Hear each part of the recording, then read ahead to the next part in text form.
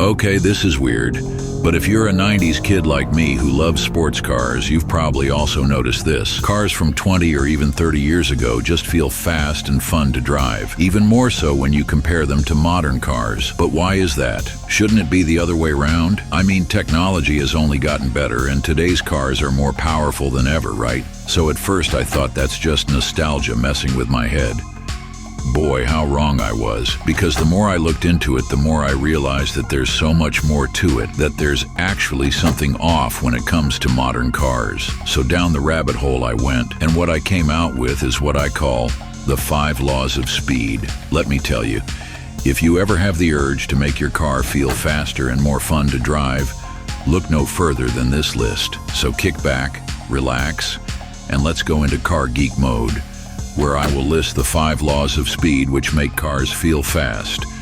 First, let me ask you a question. Ever driven a K20 swapped EK9 Civic? If not, here's a taste for you.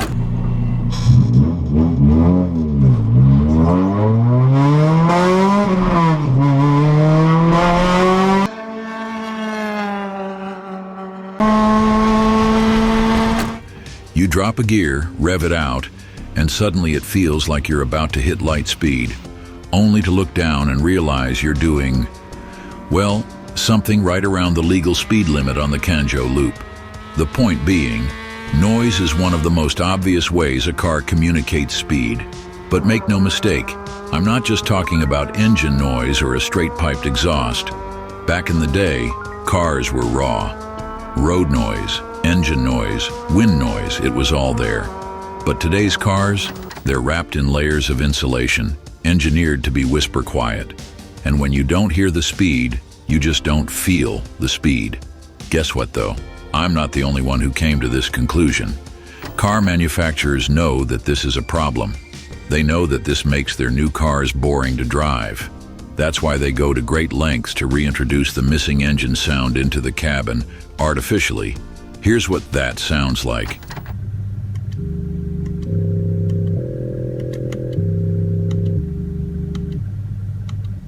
Yeah, that's a Mustang, by the way.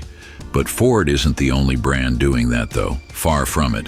BMW M5, check. GR Yaris, check. Golf GTI, check. BMW M2, check. Nissan, Lexus, Hyundai, Kia. As you can tell, the list is getting pretty long at this point, but I just can't wrap my head around it. Why would anyone want their car to sound like a mini Lambo from the inside when in reality, it sounds like a vacuum cleaner on the outside? It just feels wrong and completely kills otherwise great cars for me. Am I the only one? Drop me a comment if you feel the same way. But like I said, sound is just one piece of the puzzle. And luckily for us, the next thing that gives us a sense of speed in a car can't be faked. At least I wouldn't know how. I bet this FD feels fast as hell when you're at the wheel, and I can tell you exactly why. Picture this. You're sitting in a lifted F-250 doing 50 miles per hour. Feels like nothing, right? Now hop in a go-kart and hit the exact same 50 miles per hour. Suddenly you feel like you're breaking the freaking sound barrier. It just feels ridiculously fast. That's because your mind's playing tricks on you. When you're sitting high up in a F-250, the only reference points for your vision are in the distance, and they're slowly moving towards you. Not exactly a sensation of speed, right? Let's take it even further. Imagine sitting on a plane and looking down. When you're high up, the ground doesn't seem to move at all. Even though you're moving at completely bonkers speeds of close to 600 miles per hour. A go-kart is the exact opposite of that experience. You're not moving fast at all, but instead, you're as close to the ground beneath you as you can be. So as a general rule, the closer you are to the road, the more everything rushes past you. Your brain picks up on that motion in your peripheral vision. And this, my friend, makes driving feel way more intense. For that same reason, sports cars used to be low. FD, MR2, Civic Type R, all tiny compared to today's cars, lightweight, and most importantly, they're hugging the pavement. Modern cars? With each generation, they get taller, bulkier, and have you sitting higher than ever. The result? Less sensation of speed. Simple as that. But height isn't the only thing killing excitement. Have you ever seen those videos of 100-something horsepower Ford AGAE 86 ripping through a tollgate run?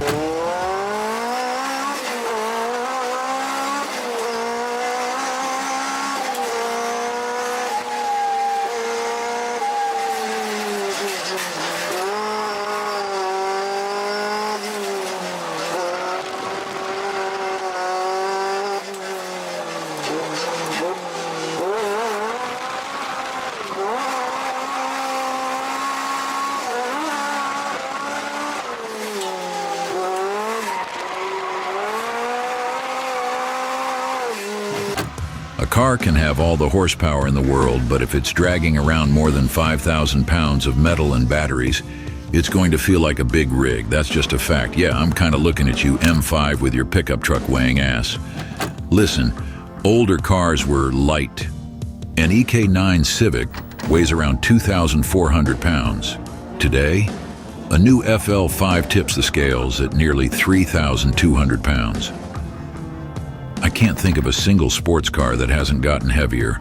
Look at the Supra, the Mustang, the GTR. Even if they have the power necessary to pull all that weight through corners, it just smooths out the acceleration, makes the handling feel less snappy, and sucks all the drama right out of the experience.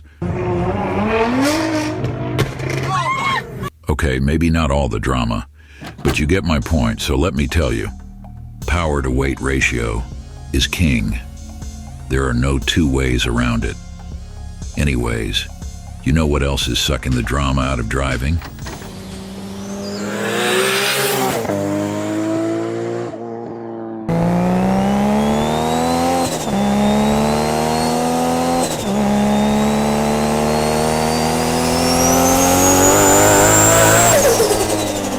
First of all, shout out to HeartNet Media and GarageSaurus for sharing this work of art with us. We're not worthy. Now, before we get into this, we need to get one thing out of the way. Yes, automatic transmissions are faster. There's no chance in hell that you can manually shift your M4 as precise, quick, and with as minimal power interruption as an automatic. Not gonna happen. But you can tell me what you want, a manual still feels faster. And that's exactly what we're after in today's video. Not numbers on a paper, but actual fun while driving, right? I've got actual science that proves that shifting your own gears feels like you're driving faster. You ready? It again comes down to how our brains work, about points of reference and perception. When we talked about proximity to the ground was our point of reference, remember? Talking about transmissions, our point of reference is something else entirely. It is the smoothness, or rather lack thereof, of the power delivery. Think about it. Manual transmissions accentuate the interruption of power delivery. You lose some velocity, and then you pick it back up. You lose some RPMs, and then you accelerate back towards the red band. It's this abrupt change, this contrast in power delivery that makes manual cars feel faster, even though on paper they aren't. But modern automatics, they shift too smooth, too fast.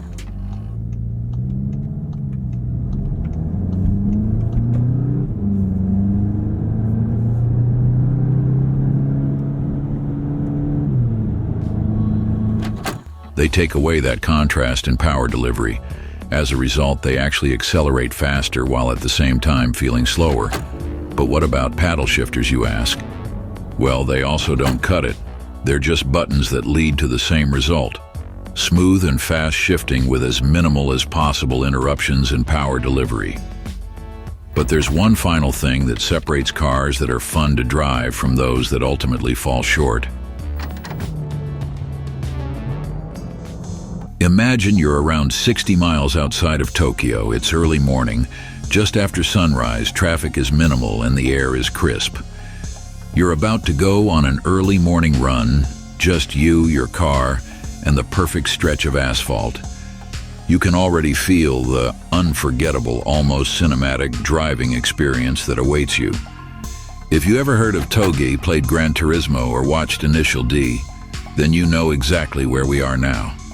Hakone Turnpike is arguably the most famous Toge climb in all of Japan, and for good reason. Smooth pavement, banked corners, and a perfect mix of sweeping curves and tight hairpins. Most importantly, though, it's a privately owned road, which means no speed cameras. Doesn't get any better than that, right? Now, before you take on this treat of a driving experience, let me ask you this. Which car would you choose for your run? One that feels smooth and stable in turns. A car that is very predictable, but also kinda dull. Or would you prefer a car that's very responsive and feels alive? A car that sometimes tries to escape from under you. There's one thing that makes all the difference between these two cars, and it has nothing to do with horsepower or weight. It all comes down to wheelbase. A short wheelbase makes the car rotate faster, shifting weight more suddenly and making every movement feel exaggerated. Or in other words, for Hakone, the S2000 is the perfect choice.